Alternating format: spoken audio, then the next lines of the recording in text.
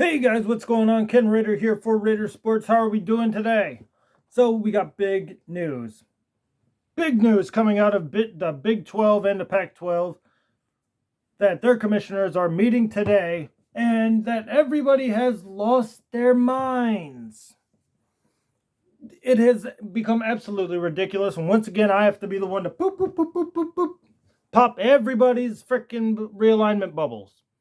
Because that's what we do here. We give you guys like the truth and the hard realism on what's going on, while everybody else just kind of lets everything go and creates wild ass conspiracy ideas like TCU to the Pac-12.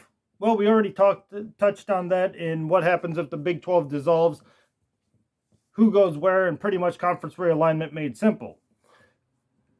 And then we also, there's been talk about maybe Arizona goes to the Big 12. No, stop it. There's no conference realignment in this meeting. This meeting is about scheduling. This meeting is about the fact that the Big 12 has lost 2 conference games against their 2 biggest rivals in that conference who carry the most media weight. So if you would replace them with Akron or Northern Illinois, it would not look favorably upon the Big 12 when it comes to media rights. So what do they have to do? They have to go and try to make as many power games as they can against Power 5 teams. So the first obvious choice would be go right down west with the Pac-12, and you can say, hey, can you think you can guarantee us 2 games against Pac-12 opponents? We'll guarantee you 2 games against Big 12 opponents, and then we'll end up with, Iowa State against Oregon. We'll end up with USC against Oklahoma State.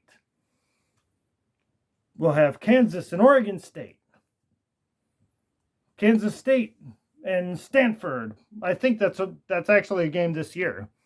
But yeah, you can see how this arranges quite nicely. And we know that there's not going to be a Pac-12 Big 12 merger, because that was already talked about, because it was the only real thing that actually came out of Pac-12 Media Day, which is kind of boring, actually. Pac-12 really didn't wow anybody with anything. But the big thing that came out of there was the fact that people were almost disgusted at the thought of any of these Big 12 teams coming to the Pac-12. They were almost absolutely disgusted by the idea, and it was pretty much uniformed across the board, agreed on that no Big 12 teams would be coming to the Pac-12.